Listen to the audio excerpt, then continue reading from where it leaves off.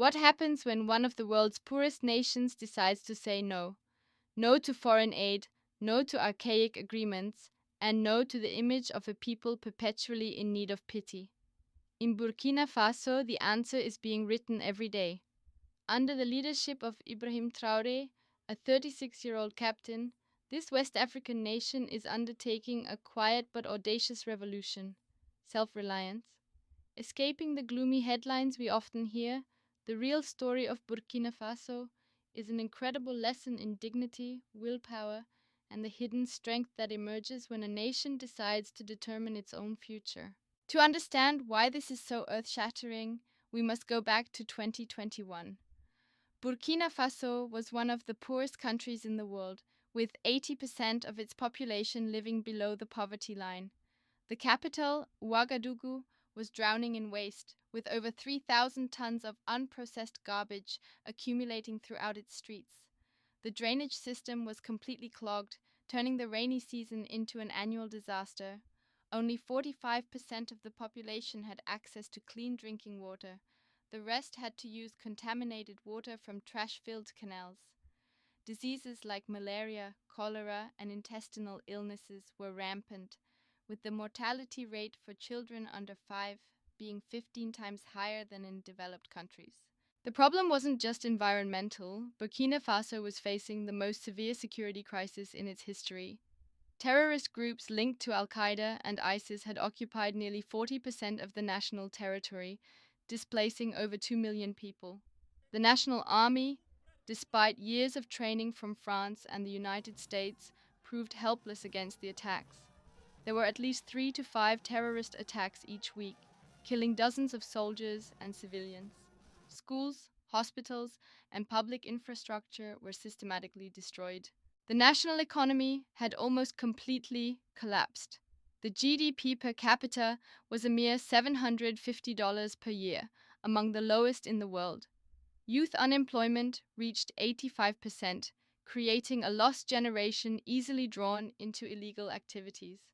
The education system was in ruins, with a literacy rate of only 32%, and over 4,000 schools were forced to close due to the violence.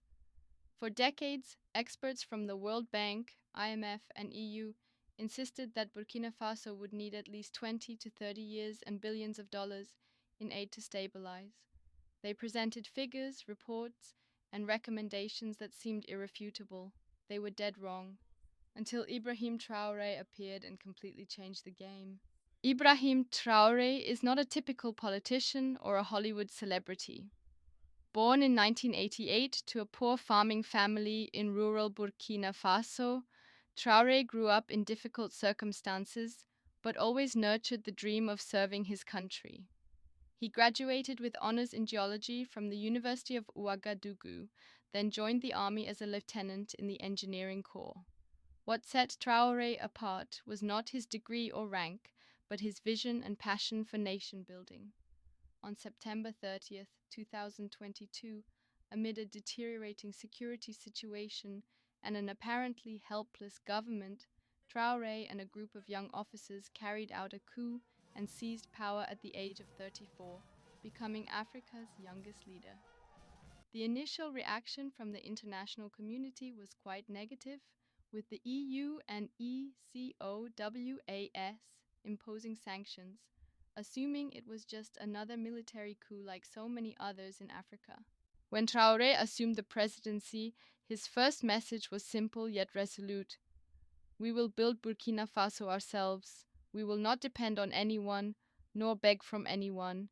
The people of Burkina Faso have enough wisdom and strength to create a miracle." But unlike the empty promises of previous politicians, Traoré had prepared a specific, scientific, and feasible plan.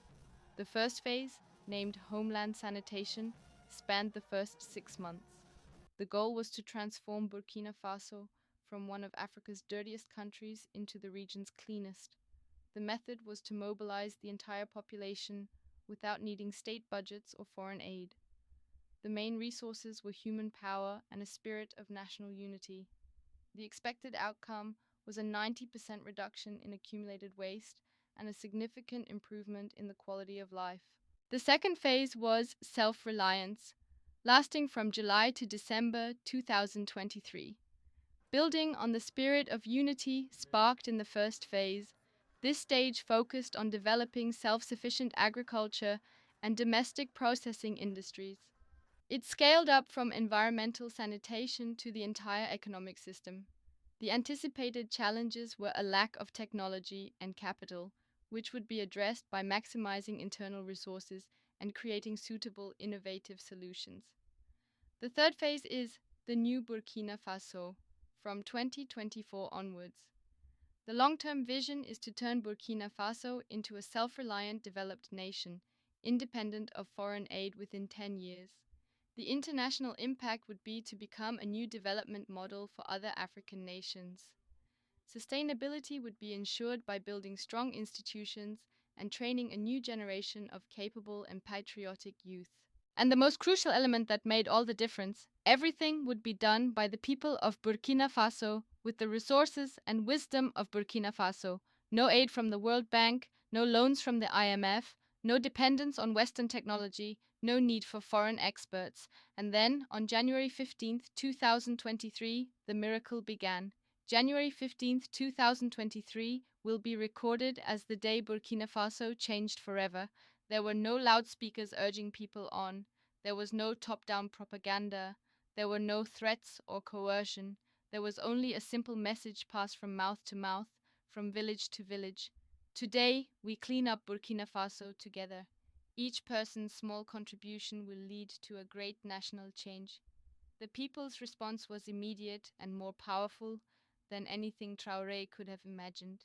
In the center province, where the capital Ouagadougou is located, over 800,000 people, from 8-year-old children to 80-year-old elders, took to the streets from 5 a.m.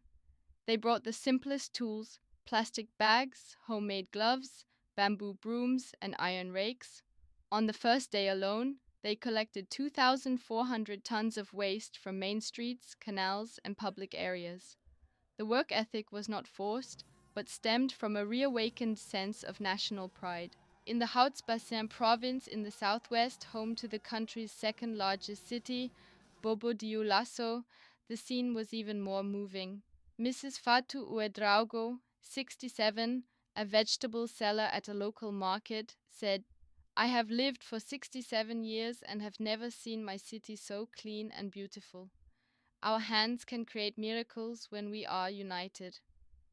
This area has complex, hilly terrain, but the people innovatively created an on-site waste sorting system and transported it using homemade bicycles. In the first week, they cleaned 15 key areas and installed 200 self-produced trash bins. In the Sahel region in the north, the area most heavily affected by the security crisis, the people's work stunned even international observers. Despite a partial security curfew, over 300,000 people voluntarily participated. They not only cleaned up waste, but also built temporary collection points and manual recycling systems.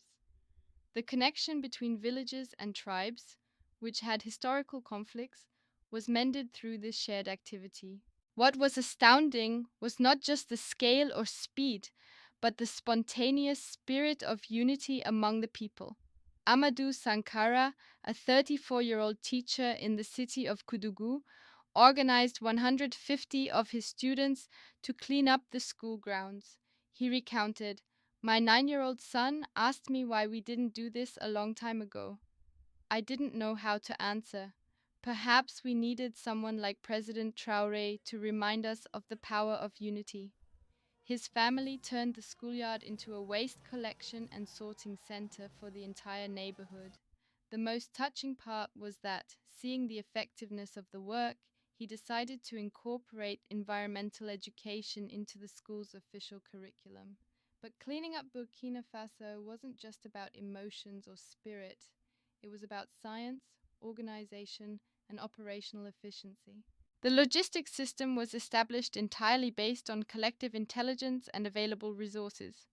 Resource distribution was handled through a network of village chiefs and elders who best understood local needs. Instead of relying on a complex administrative system, each community organized itself with democratically elected team leaders. Work was divided by age and ability. Children collected small trash, youths handled larger waste, and the elderly were in charge of sorting and recycling. Coordination between groups was done through simple mobile phones and messaging systems. Each area had a coordinator who reported the daily situation and requested assistance when needed. When disagreements arose about methods or division of labor, the village chiefs would meet and make decisions based on a majority vote. The principle was no one left behind, no area forgotten. The technology used was very simple but effective. Pushcarts made from local wood, trash bags sewn from recycled fabric, and a color-coded sorting system designed by the people themselves. Most notable was the maximum utilization of available resources. Old plastic bottles were turned into containers, old tires into seats for the elderly, and scrap metal was recycled into tools. The people invented over 50 types of cleaning tools from recycled materials. Information was shared through community radio in local languages and mobile megaphone systems. Every success, every improvement was shared immediately for other areas to learn from. This created a continuous learning cycle within the community. A quality assurance system was established with elected citizen inspectors, individuals trusted by the community to check and evaluate the quality of the work. They used a simple 1 to 5 rating scale and reported weekly.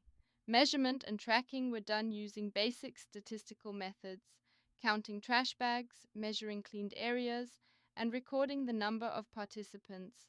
All data was transparent and publicly displayed at community gathering points. A specific example at the Root market in Ouagadougou saw 200 vendors implement a clean market in 7 days plan. On day 1, they met and divided the tasks: 50 people for collection, 50 for transport, 50 for sorting, and 50 for recycling. Days 2 through 4 were the main implementation phase with 10-hour workdays. The biggest challenge was handling wastewater from washing vegetables, but they invented a simple filter system using sand and gravel. By day 5, they began building a long-term maintenance system with a daily duty roster. Days 6 and 7 were for inspection and adjustment. The measured results after the first week were astounding. Waste decreased from 15 tons to 1.2 tons per day. The recycling rate increased from 5% to 78%. The number of shoppers at the market increased by 340% compared to before the cleanup. And most importantly, 98% of vendors committed to maintaining this new system permanently. Fatimata Compaore, a 45-year-old tomato seller, shared, "I have been selling at this market for 20 years and have never seen it so clean and beautiful.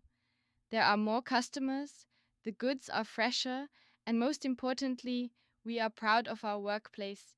This is not just about cleaning up, it's about restoring our pride and dignity." March 3rd, 2023 will be forever remembered in the history of Burkina Faso and perhaps the world. It was the day the Burkina Faso miracle was witnessed by the entire world. Exactly 6 weeks after the campaign began, NASA satellites captured images showing that Burkina Faso had eliminated 89% of its accumulated waste nationwide. This is a world record for a national environmental sanitation campaign. The numbers speak for themselves. Urban waste decreased from 3,200 tons to 350 tons in just 6 weeks, the fastest rate ever recorded globally. Drinking water quality improved, with 78% of the population gaining access to clean water, up from 45% previously. The incidence of intestinal diseases dropped by 67% in just the first 2 months, compared to the initial forecast by international experts that it would take 5 to 7 years to achieve this level of cleanliness. Burkina Faso did it in 6 weeks. But the most impressive figure was not the dry statistics, but the change in the people's spirit. According to a survey by the University of Ouagadougou, 94% of Burkinabe felt proud and optimistic about the country's future, compared to only 23% before the campaign. Within the African diaspora worldwide, the reaction was one of immense pride and emotion. In the US, African American organizations held dozens of events celebrating Burkina Faso Day to honor this achievement. Remittances to Burkina Faso increased by 156% in the first quarter of 2023. More remarkably, over 2,000 Burkinabe living abroad decided to return to contribute to their homeland, creating an unprecedented wave of reverse migration. Pride in African roots was powerfully reawakened in the global diaspora community. Most notable was the unexpected impact on education. Hundreds of universities worldwide began including the Burkina Faso case study in their curricula for sustainable development, leadership, and community organizing. Students from all over the world applied for visas to Burkina Faso to study firsthand, turning the country into a living laboratory for development. Dr. Amina Hassan from the London Institute for Development Studies commented, "I have been studying African development for 20 years and have never seen a model with such a comprehensive and rapid impact. Burkina Faso is challenging every development theory we have ever known. This is not just a short-term success or a temporary phenomenon. President Traoré has a very clear and scientific long-term vision." Phase 2, from June to December 2023, focuses on the green agricultural revolution. The plan expands from environmental sanitation to sustainable agriculture and food self-sufficiency. The specific goals are to increase the production of key agricultural products by 200% within 6 months and achieve 90% self-sufficiency in national food needs. The anticipated challenges are drought and lack of irrigation, which will be addressed with homemade drip irrigation technology and community-scale rainwater harvesting systems. Resources will be prioritized for producing agricultural tools and high-quality seeds. Phase 3, from 2024 to 2027, is the local industrial revolution. The greater ambition is to build a complete industrial processing system, from agricultural produce to finished products. The expected international impact is to become a regional hub for exporting processed agricultural goods in West Africa. Technology adapted to local conditions will be developed instead of importing expensive machinery. Institutions for vocational and applied university education will be built to train a high-quality workforce. The vision for 2030 is for Burkina Faso to become an upper-middle income country with a GDP per capita of $3,500. Regionally, Burkina Faso will become a center for innovation and a development model for all of West Africa. The quality of life for its citizens will be comparable to that of developed countries in terms of education, health, and living environment. Most importantly, Burkina Faso will contribute a new development model to humanity based on internal strength rather than external dependence. And most importantly, this model can be replicated and applied by any nation or community with the right determination and methods. So what can we learn from the Burkina Faso miracle? The story of Burkina Faso teaches us 5 important lessons that any community can apply. Lesson 1. The power of self-reliance and self-confidence. When Burkina Faso refused to depend on aid and decided to solve its own problems, it discovered immense hidden resources and capabilities that no one had previously imagined. Cleaning up 3,200 tons of garbage in 6 weeks with only human power and simple tools proved that the best solution is often the simplest one. This means any community can start solving its problems with its own available resources and wisdom instead of waiting for outside help. Let us celebrate the silent heroes of Burkina Faso and remind the world that the true power to change lies not in skyscrapers or international conferences, but in the hands and hearts of ordinary people when they are determined to unite. Thank you for your time in following this story. And remember, change starts with you today, from the smallest decisions in your daily life. Because as Burkina Faso has proven, when people believe in themselves and unite, no dream is too big and no challenge is insurmountable.